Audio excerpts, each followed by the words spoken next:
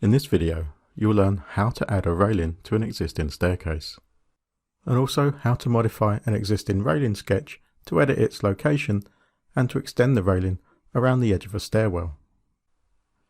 Handrails and balustrades are used for safety purposes, first for us to hold onto as we ascend or descend the stairs, but also to prevent anybody from falling into the stairwell or over the edge of a balcony.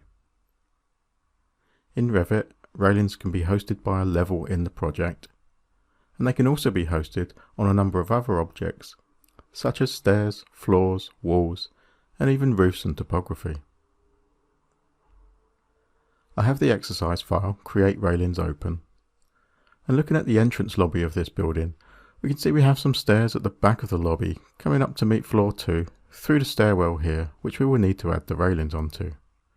To get a better view of the stairs, from the project browser, let's open up the 3D view cropped stairs. And we can see this view is cropped much closer to the stairs using the section box tool, and it also has the level 2 floor set to be transparent so we can see the stairs in their entirety. To place railings on the stairs, we'll go to the Architecture ribbon tab, and from the Circulation panel, under the Railing tool, we'll choose Place on Stair and Ramp. This tool only works if there are no existing railings hosted on the stairs, so will work fine for our staircase here. Looking at the type selector, we can see we have the rectangular handrail type selected. So we'll click here and we'll choose the handrail pipe type of handrail.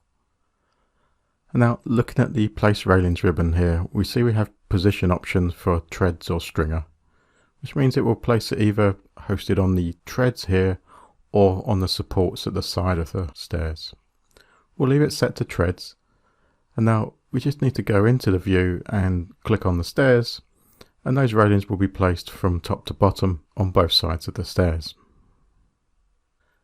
So although we have these placed top to bottom, we can see that they need to be extended around the stairwell at the top.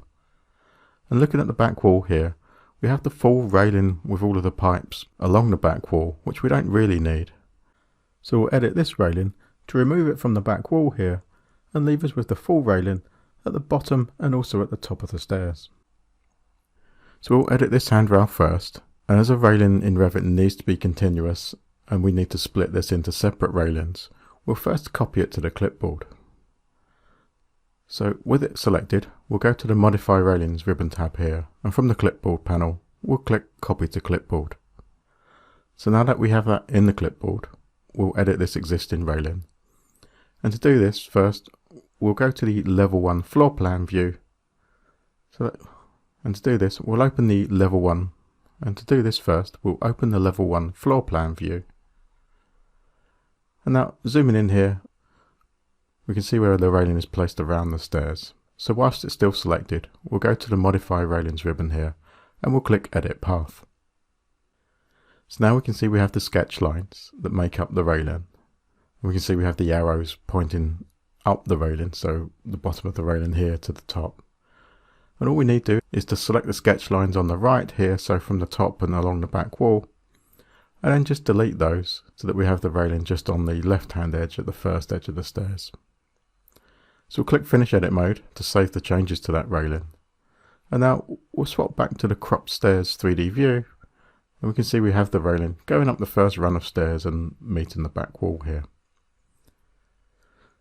So now we'll paste the railing back in. So from the Modify ribbon tab, we'll go to the clipboard panel, and under the Paste tool here, we'll click Paste Align to Same Place. And we can see that full railing being pasted back in. So whilst it's still selected, from the Modify Railings tab here, we'll click Edit Path. And we can do this in this 3D view. So looking at the level 1 floor here, we can see the sketch lines. And we just need to delete the lines from the bottom of the railing up to the top here. So using a crossing selection, we can just select all of those. And now press Delete so that we have just the sketch lines for the top of the railing. And then we'll click Finish Edit Mode. And now we can see that railing just at the top here coming up to meet floor 2. So now we'll edit the railings so that they return around the stairwell. So to do this, we'll open the level 2 floor plan view. Now zooming in here, we can see where we have the railing, so we'll select the railing on the right at the top here. And now from the Modify Railings ribbon tab, we'll click Edit Path.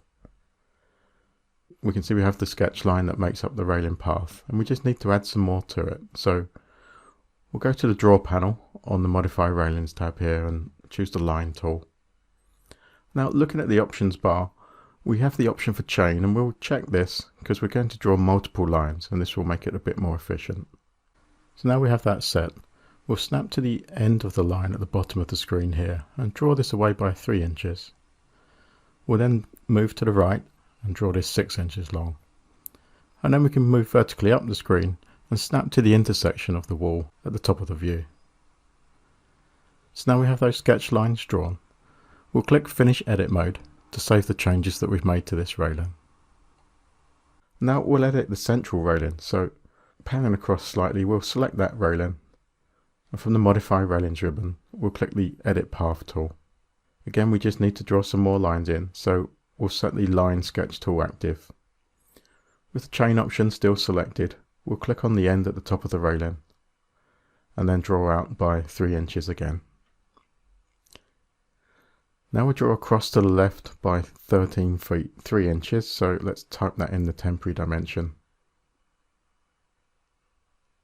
And now we can sketch vertically up to the intersection with the back wall. So now we have that sketch completed. Coming from the railing here across and back to the wall, we'll click Finish Edit Mode to save those changes.